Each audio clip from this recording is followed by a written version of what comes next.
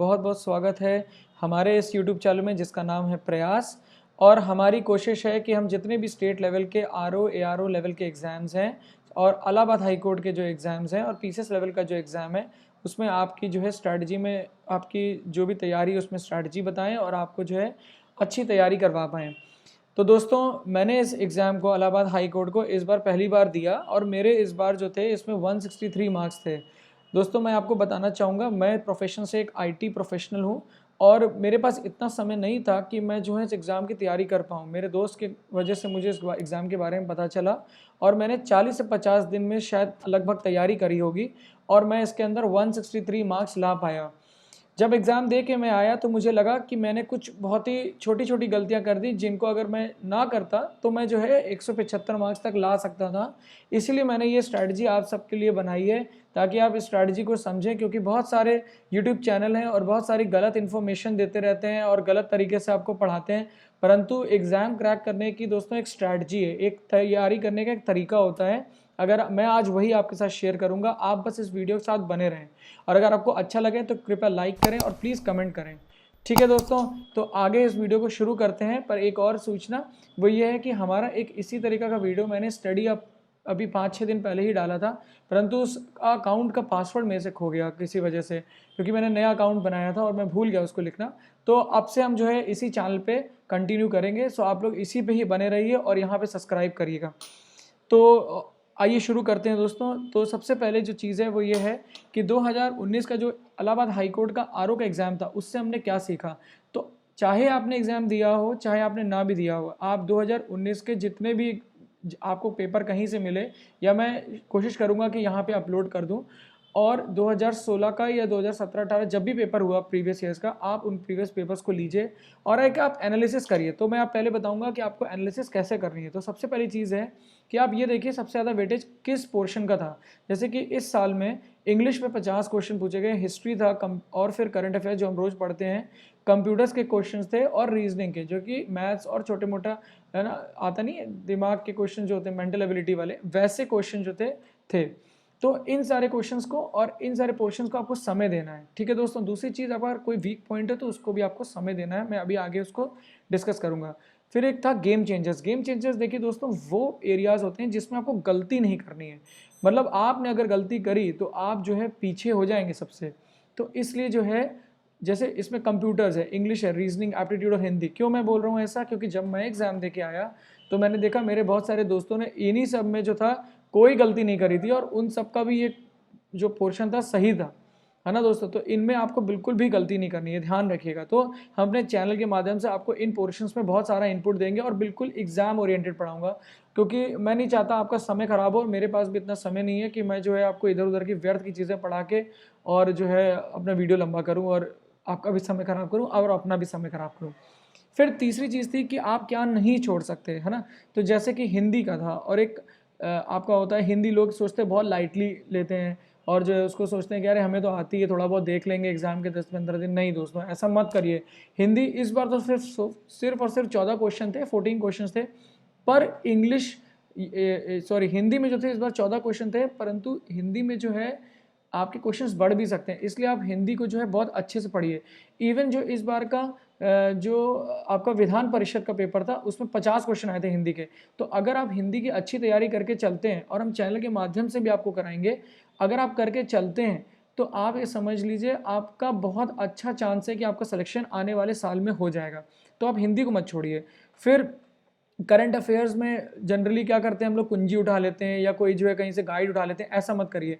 आप जो है डेली कुछ वेबसाइट्स हैं या हम अपने चैनल के माध्यम से, मैं एक आपको जो है एक क्या बोलते हैं कंपाइलेशन, मतलब एक मतलब पूरा एक समावेश करके दे दूंगा, आप उसको देखिए और ध्यान से पढ़िए। और करंट अफेयर्स पढ़ने का भी एक तरीका है, मैं आगे अभी ये स्लाइड में बताऊंगा, आप इसको ज़रूर देखिएगा, आपको समझ में आएगा एग्ज़ाम कैसे बनता है, एग्ज़ाम का पेपर कैसे बनता है और आपको तैयारी कैसे करनी है। फिर आता है टाइपिंग। तो टाइपिंग देखिए दोस्तों, आपको अभी से करनी है। टाइपिंग में अगर आपने गलती करी तो ये समझ लीजिए आप चाहे कितना नंबर ले आइए, वहाँ पे जाके आपको बहुत बुरा लगेगा जब आपका एग्जाम में क्लियर नहीं होगा, क्योंकि टाइपिंग में आपको 17 नंबर मिनिमम लाना है और वहाँ जाके भी आपको मैक्सिमम लाने का प्रयास करना है। ठीक है दोस्तों। उसके बाद कुछ ऐसे रीजंस, कुछ ऐसे सब्जेक्ट्स थे जिसके अंदर स्कोरिंग जो थी आप स्कोर कर सकते थे ना, जैसे कि कम मेहनत में भी आप स्कोर कर सकते थे। जैसे कि हिंदी है, अब आप 15 दिन हिंदी पढ़िए, हिंदी भाषी हैं हम लोग, हिंदी पढ़िए और जो है जो जो मेन चीज़ें हैं, जो जो आ रहा है पेपर में, जो कि मैं एक नेक्स्ट वीडियो बनाऊंगा हिंदी के ऊपर कि कैसे क्या क्या पोर्शन आया था, उन सब चीज़ों पे भी आप जो है इन पे नज़र रखिए। फिर था कंप्यूटर्स। फिर कंप्यूटर्स में क्या था दोस्तों, कंप्यूटर्स में क्या है, आप थोड़ा बहुत अगर पढ़ लेंगे ना, अगर कुछ चीज़ें कुछ एरियाज़ हैं, जैसे कि मेमोरी से पूछ रहा है ना, कौन से जनरेशन का कंप्यूटर है और आपके कौन से इनपुट आउटपुट डिवाइस हैं, और जो है इस तरीके से क्वेश्चन पूछ रहा है। मैं अभी आपको इसकी प्लेलिस्ट भी डालूंगा, तो आपको ऐसे फोकस करके थोड़ा बहुत मेहनत करनी है इसमें और आपके बहुत अच्छे मार्क्स बन सकते हैं। और फिर रीजनिंग जो है, आप अगर आपको कठिन लग रही है तो आप प्रीवियस ईयर्स के एक बार क्वेश्चन लगा के देखिए, अगर आपको तब भी कठिन लग रही है तो आप जो क्वेश्चन आपसे नहीं निकल रहे उनको आप लगा सकते हैं। तो ये ईजी हैं और आप ईजिली स्कोर कर सकते हैं। और कुछ जो क्वेश्चन थे वो टफ थे दोस्तों। देखिए, हमें जब भी पेपर की तैयारी करते हैं 10-15 नंबर हम हमेशा लेवरेज लेते हैं। लेवरेज का मतलब कि ये क्वेश्चन किसी से भी बहुत मुश्किल है कि हो पाएंगे, और अगर हो भी पाएंगे तो गलती कर देते हैं।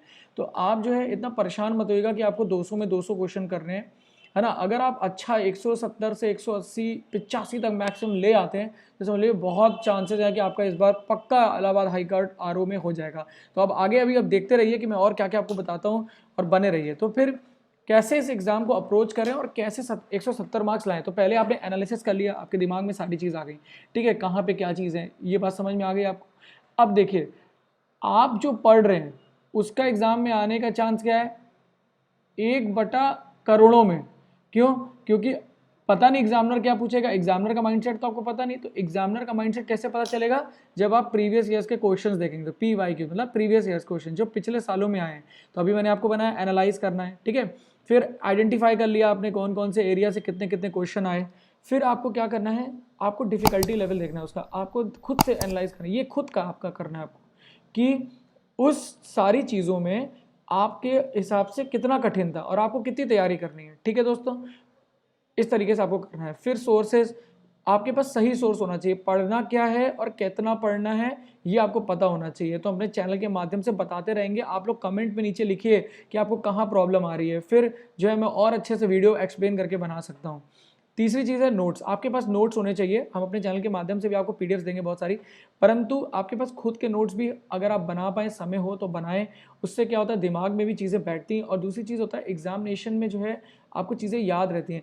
एक और चीज़ कि ऐसा ना करिए 10 पेज, अगर मान लीजिए लक्ष्मीकांत में 10 पेज पे कोई टॉपिक है तो आप जो है उसको 8 पन्ने में लिख रहे हैं, नहीं, आपको उसको 1/5 1/5 पन्ने में लिखना है। मान लीजिए 20 पन्ने का तो 4 पन्ने में, 10 पन्ने का कोई मटेरियल है तो आपको अपने नोट्स बनाने हैं मैक्सिमम 2 पन्ने के। तो इससे क्या होगा, जब आप एग्जामिनेशन से पहले रिवाइज करेंगे ना तो आप जल्दी रिवाइज कर पाएंगे, ठीक है।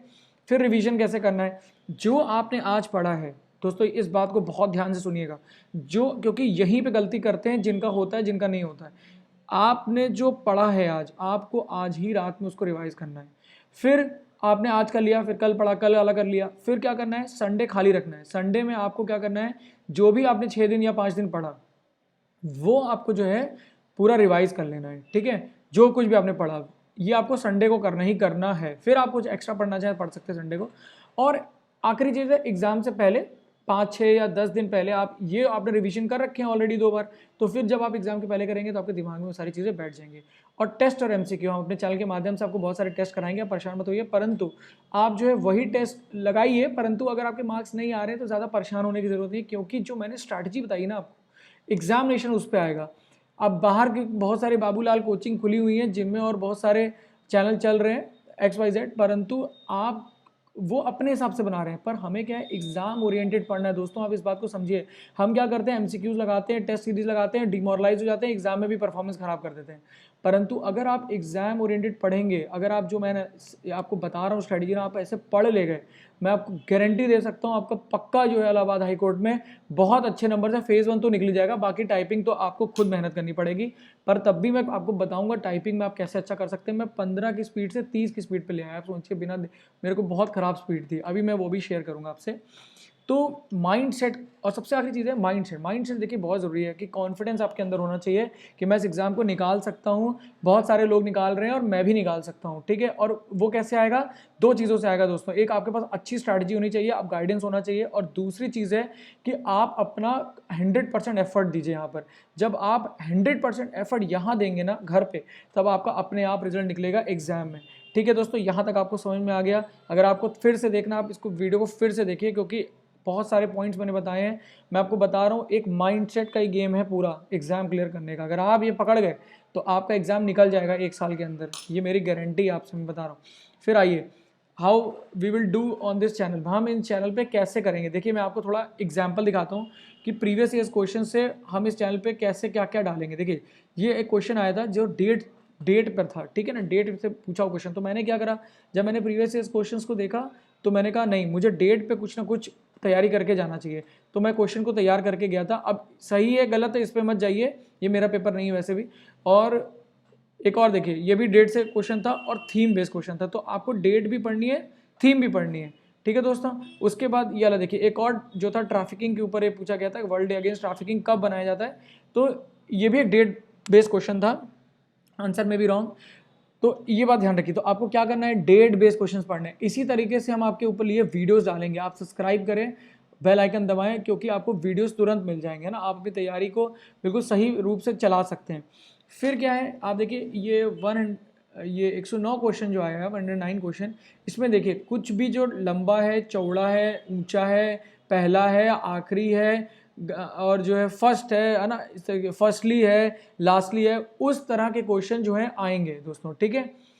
तो आपको क्या करना है, जब भी आप कुछ भी पढ़ रहे हैं, तो जहाँ कहीं भी कुछ हुआ है जो कि फर्स्ट है, लास्ट है, बड़ा है, छोटा है, मोटा है, लंबा है, एक्सट्रीम है, वो आपको पढ़ना है, ध्यान देना है, ठीक है। मैं एक अलग से पीडीएफ बनाऊंगा, आप लोग को दे दूंगा, आप लोग पढ़ लेना खुद से, ठीक है। और फिर क्या है, अब देखिए ये तो मैंने आपको करंट अफेयर्स का थोड़ा बता दिया। अब आप देखिए एक और चीज़ मैं आपको दिखाता हूँ कि हिस्ट्री में देखिए क्वेश्चन कैसे आया था, कि ये 54th क्वेश्चन देखिए और 57th क्वेश्चन देखिए। तो अब ये मैं प्रीवियस ईयर में पढ़ के गया था दोस्तों, ठीक है। मुझे पता था कि पेपर जो है वो 1885 आपके 1885 से लेके 1905 1915 मैक्सिमम, इससे ज़्यादा क्वेश्चन आ रहे हैं, इन एरिया से ज़्यादा क्वेश्चन है। माउंटबेटन का भी क्वेश्चन आया था, परंतु इन एरिया से ज़्यादा क्वेश्चन आ रहा है। आप पिछला एआरओ पेपर उठा के देखिएगा, ठीक है।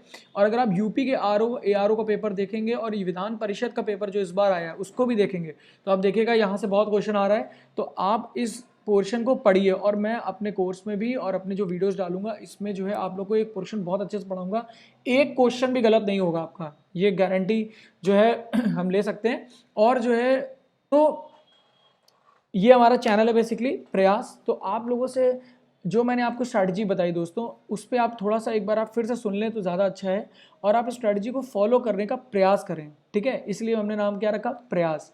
जब हम प्रयास करेंगे अच्छे से तो जो है हमारे एग्जाम्स जरूर निकलेंगे। तो आने वाले वीडियो में जो है हम लोग जो है देखेंगे क्या क्या बुक लिस्ट हैं और कौन कौन सी बुक से आप पढ़ सकते हैं। मैं आगे आकर आपको ये भी बताऊँगा कि जो है आपको बाकी सारे सब्जेक्ट्स में क्या क्या पढ़ना है, जैसे कि हिस्ट्री है या कि जो आपका ज्योग्राफी, उसमें क्या पढ़ें, क्या छोड़ना है। तो आप लोग जो है कमेंट लिखिए और जो है बताइए मुझे कि आप लोग किस तरह का वीडियो देखना चाहते हैं, मैं इस तरह का वीडियो आपके लिए अपलोड करूँगा। थैंक यू सो मच दोस्तों, आपको इस वीडियो को देखने के लिए और इतनी देर तक मेरे साथ बने रहने के लिए बहुत बहुत धन्यवाद, आपको बहुत बहुत आभार।